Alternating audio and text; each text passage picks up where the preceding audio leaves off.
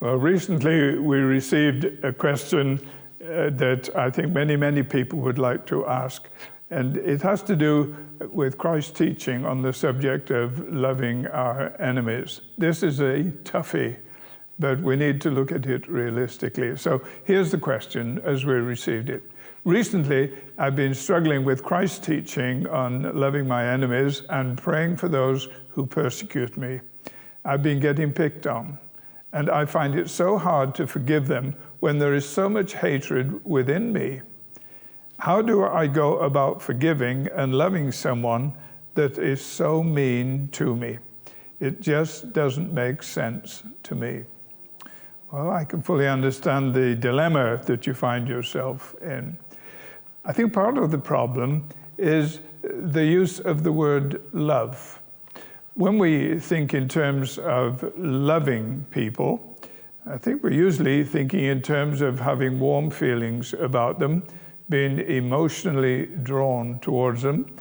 It may even have romantic connotations. But in actual fact, the scriptures, when they talk about love, are not really thinking in those categories. When we think about love, we often think that love is what comes after you like somebody a lot.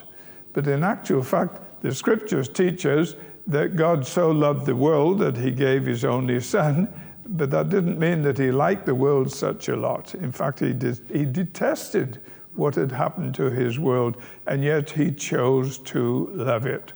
And that is the key. He chose to love what he didn't necessarily like. So the love that we're talking about when the Bible exhorts us to love our enemies is fundamentally a challenge to make a decision about our reaction to people. It has nothing to do with feelings.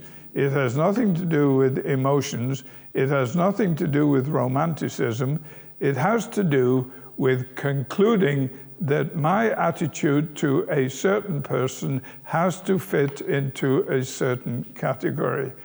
Now, what does it mean when it says love your enemies? Well, it means I've got to make some pretty hard-nosed decisions about my enemies. Well, what can I decide about them? I can decide, well, this is what they did, and this is what they've done to me, and these are the consequences, and this is the resistance that I feel within me, and yes, I don't like it, and it makes me angry every time I think about it, and I want to get even with them. We can make that decision if we wish, and that would be perfectly understandable given the circumstances that we're living in. But it's not the Christian way to do it.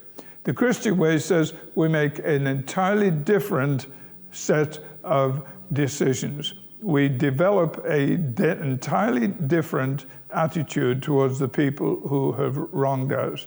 You say, well, please tell me what that different attitude is. All right? I will. The Apostle Paul, writing to the Corinthians in his second letter, in the 5th chapter, says something very startling indeed. He says, after he has come to recognize the love that Christ had for him, he can no longer look at human beings from a human point of view. I don't know if you've ever noticed that. It is the most startling statement.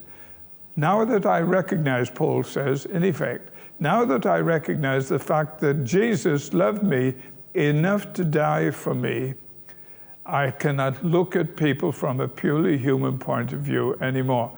Why not? Well, the answer is simply this, because he realizes that Jesus did not just die for him. And I need to recognize that Jesus did not just die for me or just for good people like me, but that in actual fact, he died for all kinds of people. And in actual fact, underlying the all kinds of people, we do have a profound commonality. All have sinned and come short of the glory of God. So now I need to look at that person who has wronged me and recognize that they are similar to me in this regard.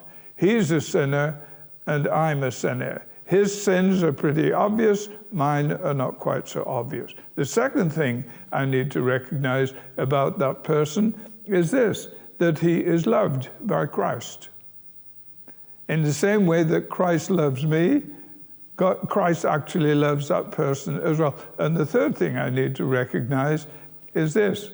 If he is a sinner like I am, and if he is loved by Christ as I am, then thirdly, he is forgivable as I was. And so now I begin to look at this person not on the basis of what he has done to me. I begin to ask God to give me a new set of bifocals. And I begin to look at him with the eyes of Christ. And what does Christ see when he looks at this person who wronged me? He sees somebody who's a sinner, who he loves to death, and actually died for him that his life might be transformed. Well, how then do I begin to look at this person? Slowly but surely, I begin to see him in an entirely different light. And what is that different light? I ask Christ by his Spirit within me to enable me to see him with the eyes of Christ. And I may begin to discover that I have a different attitude towards him. But it all starts with the decision that I make.